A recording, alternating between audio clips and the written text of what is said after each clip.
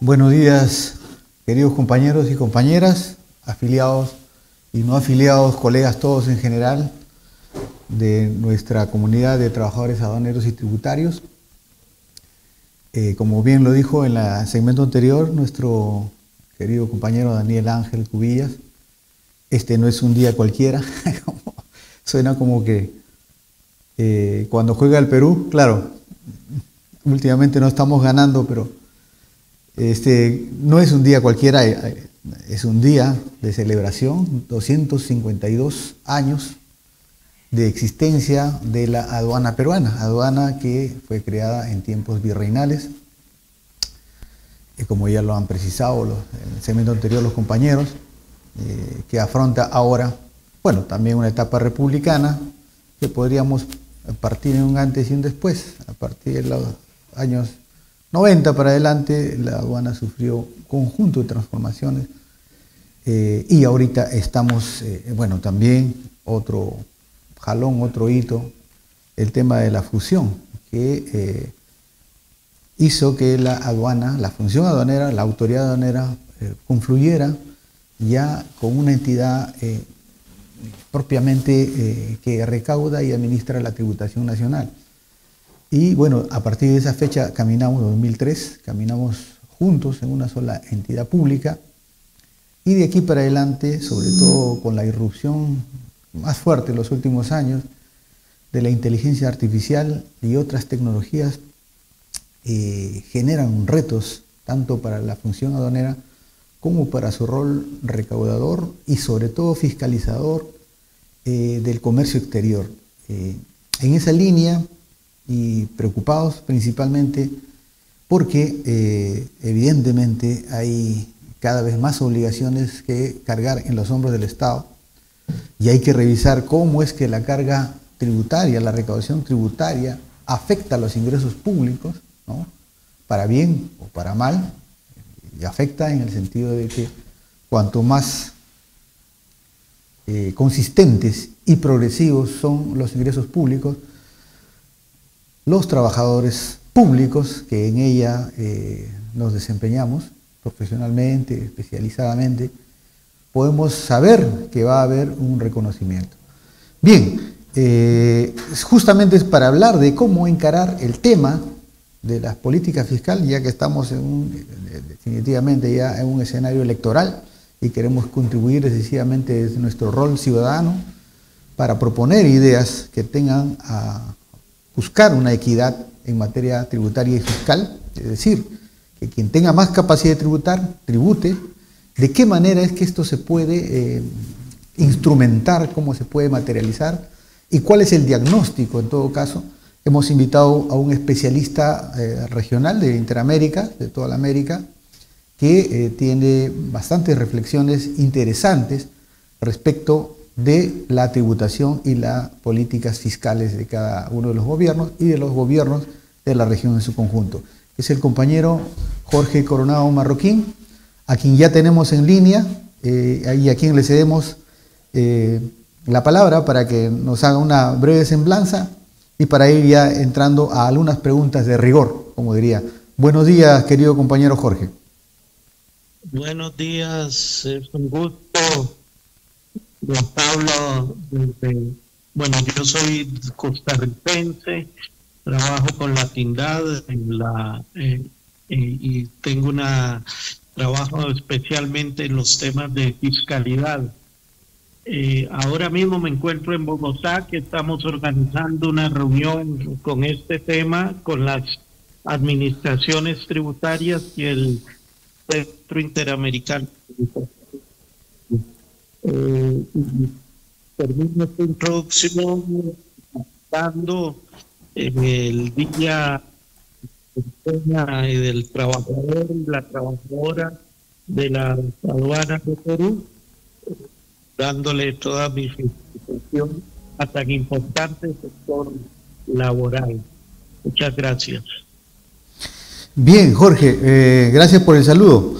La primera pregunta de fondo, ¿no?, de frente al grano, es ¿de qué manera un cambio en las políticas públicas relativas a la recaudación, la tributación, a políticas fiscales pueden incidir en un bienestar de la población. ¿De qué manera? Y cómo es que, cuáles son los principales obstáculos, los principales desafíos, los principales retos que afrontan naciones como las nuestras para poder tener un ritmo sostenido que siquiera nos oriente a acercarnos a los márgenes de presión tributaria que existen, por ejemplo, en los países de la OCDE, que está arriba de 30 puntos, o que siquiera trate de acercarse al promedio latinoamericano, que está alrededor de 22 puntos porcentuales, en un país como el nuestro, que tiene una recaudación sostenida a partir de los años 90, casi el primer lustro en adelante, aproximadamente, cifras más, cifras menos, un estándar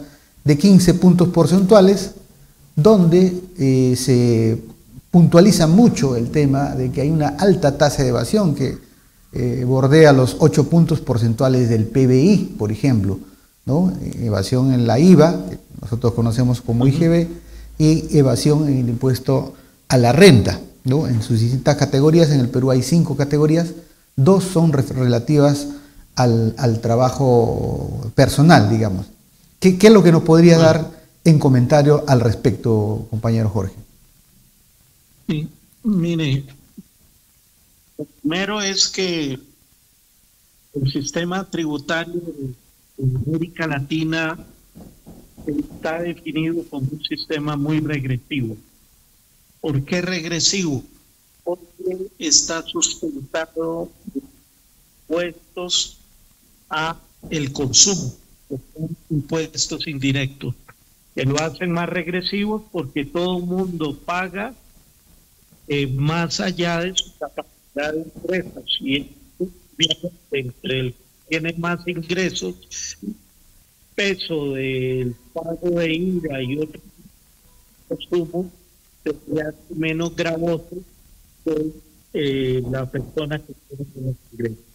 Pues, primera constatación, un sistema que grava el consumo, que lo hace muy regresivo. Segundo, un sistema tiene un altísimo nivel de fraude fiscal, evasión y elusión fiscal, tanto de renta como en IVA. El último dato es del año 2023, es que esa evasión o ese fraude representó 6.7% del Producto Interno Bruto de toda América Latina. En ese año 2023 fueron 433.000 millones de dólares. ¿Cuál es el mayor nivel de evasión?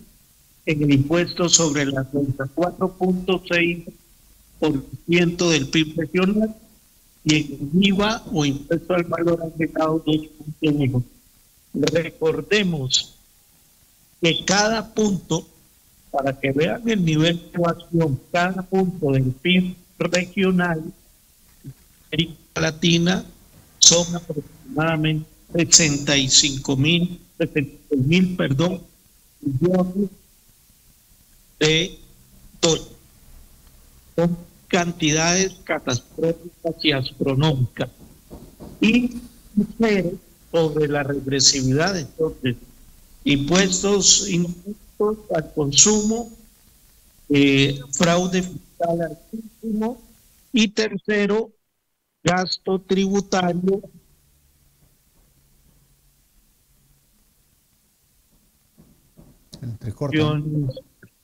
Ese gasto tributario para el caso del Perú, ya hablaban ustedes de la baja carga, ese impuesto, ese porcentaje del 2.4 del PIB de Perú,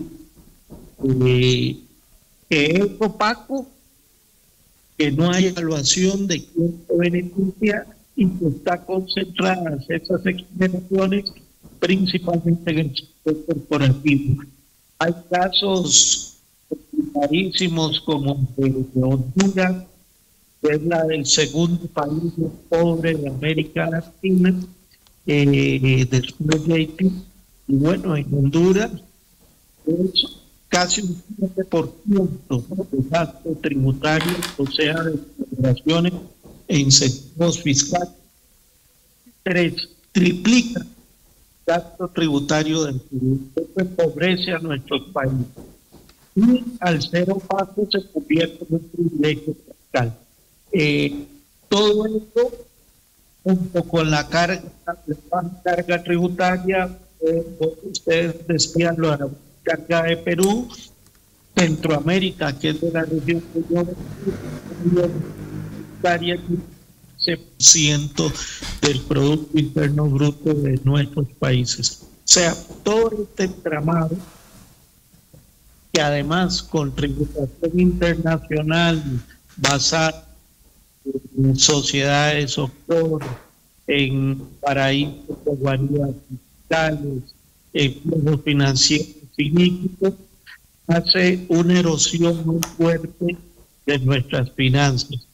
No estamos hablando de actividades ilegales, pues trabajadores de la aduana lo conocen muy bien, no estamos hablando del impacto del contrabando y de estas otras actividades ilícitas, sino simplemente de actividades ilícitas, pero que el sistema tributario de nuestra región permite.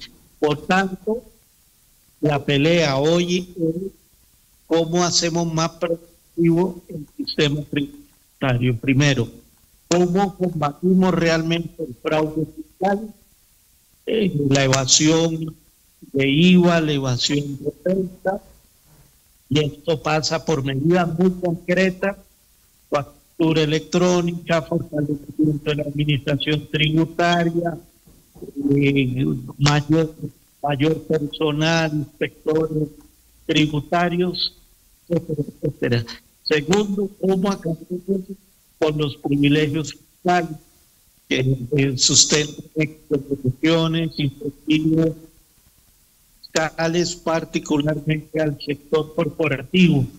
Tercero, cómo elevamos los impuestos a las ganancias de capital, al traslado de acciones de accionistas que mandan sus acciones, intercambian. Todo eso, tasar todo el sistema financiero, que también tiene todavía opacidad grande. Entonces es una tercera línea que tenemos, y principalmente cómo gravamos positivamente a las grandes riquezas, a los grandes patrimonios, que hoy es la discusión que se está dando no solo en América Latina, sino a nivel mundial.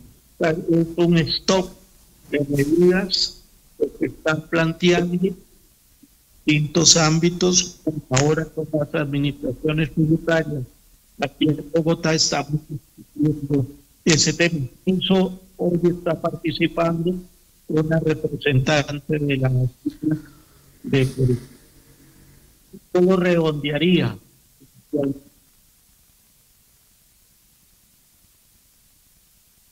Bueno, querido Jorge, en realidad el tema es muy amplio, el tiempo es muy corto. Sabemos que estamos distrayéndote de obligaciones allí en un evento en Colombia, y lo que queremos es comprometerte para tener con cierta periodicidad, sin abusar de tu bondad, tu tiempo, para ir haciendo una explicación didáctica del tema tributario, que es lamentablemente solamente de manejo de especialistas, de gente que está involucrada en la materia, cuando es tan importante para el bienestar de los pueblos. Solamente quisiera que me absuelvas dos preguntas que se caen de maduras, digamos, en un esquema de un cambio en el sistema impositivo, que es otra manera de llamar una reforma tributaria y fiscal. Es evidente que con los datos que tú nos aportas, la prevalencia que existe, el sistema es regresivo, es decir, se privilegia los ingresos públicos cargándolos al impuesto general a las ventas, que es otra manera de llamarlo, al IVA, es decir, al impuesto al consumo. Eso es un impuesto regresivo, porque es un impuesto ciego. En contraposición, los países más avanzados, sobre todo de Europa del Norte, digamos, Europa en general, ellos privilegian los ingresos públicos y con ellos sus finanzas públicas sobre la imposición directa, ¿no? La imposición de las personas naturales, sean estas trabajadores asalariados como personas que tienen propiedades, son accionistas o son grandes propietarios de distintos tipos de agentes económicos o contribuyentes. Entonces, acá mucho se ha blindado, digamos, como un tabú el plantear un tema de creación de un impuesto, por ejemplo, al patrimonio extraordinario, una especie de la sobreganancia, o al patrimonio. Eso es una creación en otras latitudes que ya permanece como parte del paisaje. Sin embargo, virar, aunque sea paulatinamente, de sustentar las finanzas públicas de los ingresos, perdón, de impuestos indirectos a impuestos directos, es todo un trabajo, todo un tema, digamos, ¿no? Pero que sería en perspectiva mucho más equitativo, sostenible y ajustado a quien está creando la riqueza que pueda aportar a la sociedad.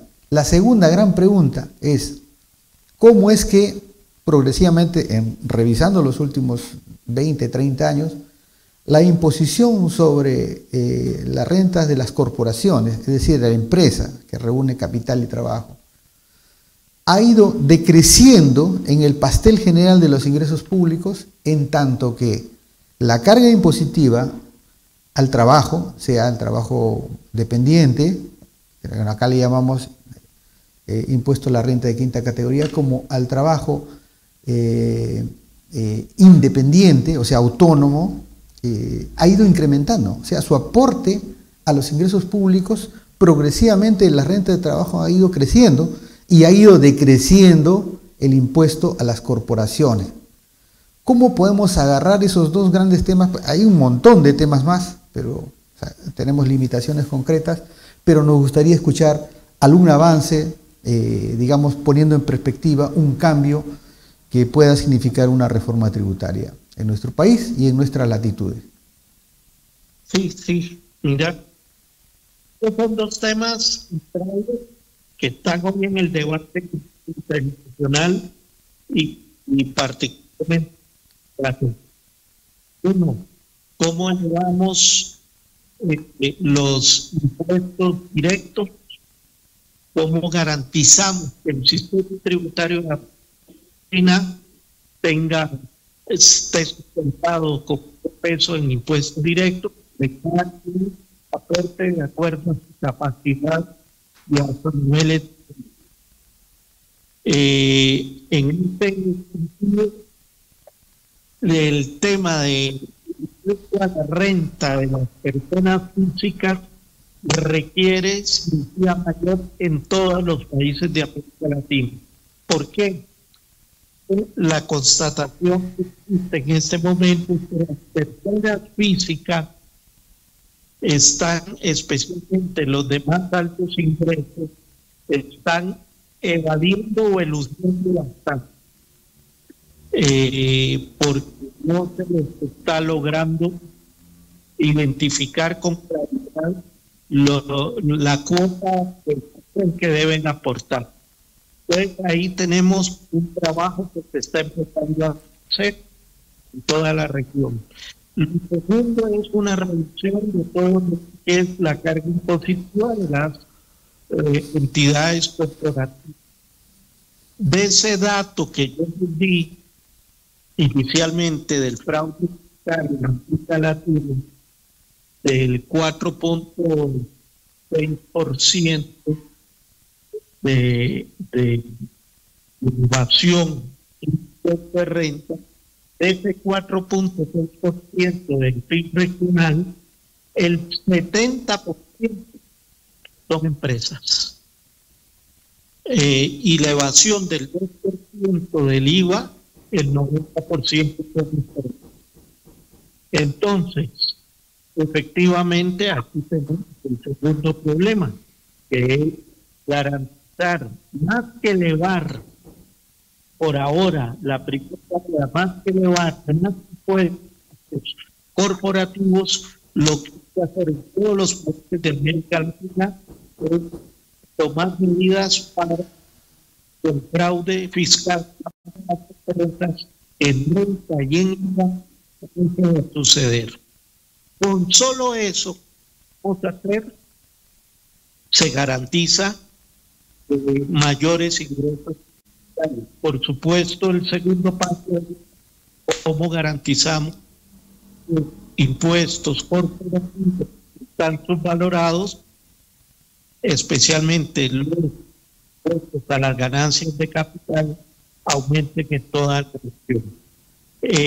Hay, como les decía, y ya está comprobado en varios países, como el solo hecho de que se generalice la factura electrónica va evitando el tema de la evasión.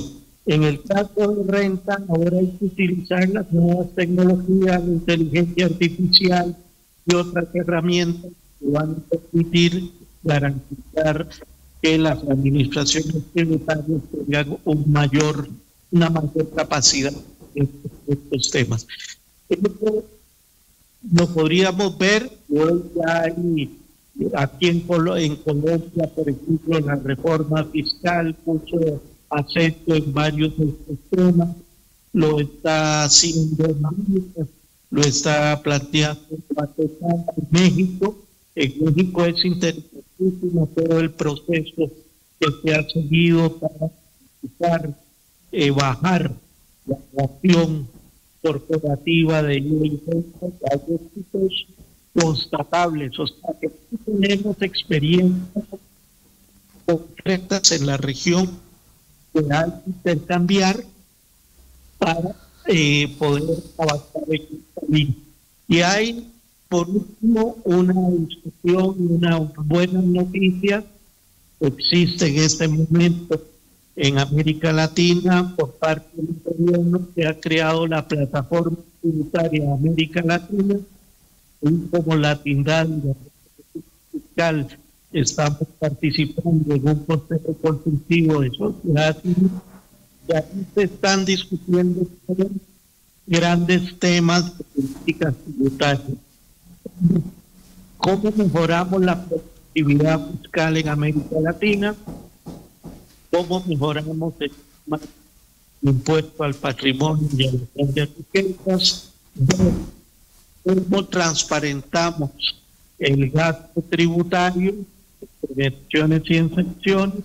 Y 3, ¿cómo impulsamos impuestos ambientales? Hay 3 grupos de trabajo que están trabajando, valga la redundancia, en iniciativas concretas para que los países y gobiernos de América Latina avancen en esa hoja de ruta, en estos procesos. Y luego, finalmente, hay una discusión a nivel global de la Convención Marco de Naciones Unidas sobre prosperidad. Ese proceso está permitiendo los países, la Asamblea General, se plantee una nueva gobernanza global sobre la tributación internacional y ya no sea la OCDE el grupo de países ricos quien hable de usted. Esperamos que al año entrante haya avanzado este proceso y América Latina está jugando un rol tanto a nivel de gobierno como de sociedad civil. Entonces, yo terminaría diciendo que sí, hay mucho que hacer, pero que hay iniciativas que están avanzando en la dirección de mejorar y fortalecer las capacidades tributarias de nuestros países. Y finalmente, les digo que yo encantado de participar en este importante programa que ustedes de actividades que realizan, así que cuenten conmigo la posibilidad y capacidad que ustedes consideren que puedan colaborar, siempre dispuesto a estar en un espacio tan importante para abordar estos temas de frente a la clase trabajadora. Muchas gracias.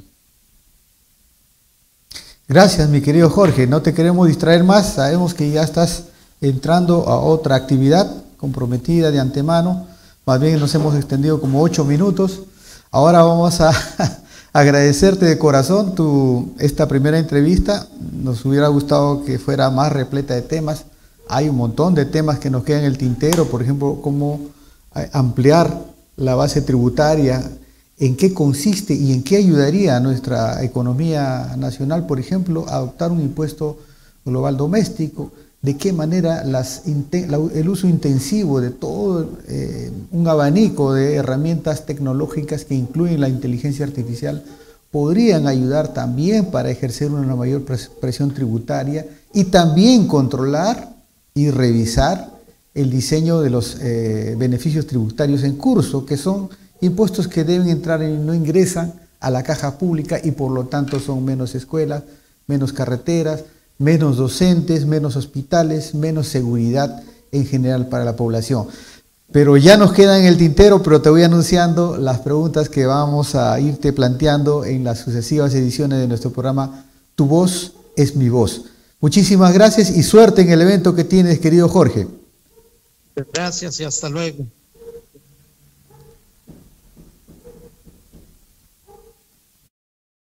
Ok, muchas gracias, hasta luego. Hacemos una breve pauta para pasar los saludos que nos llegan de las bases de nuestra federación, de distintas partes del interior, concernientes al día de conmemoración del día de hoy. Una pauta.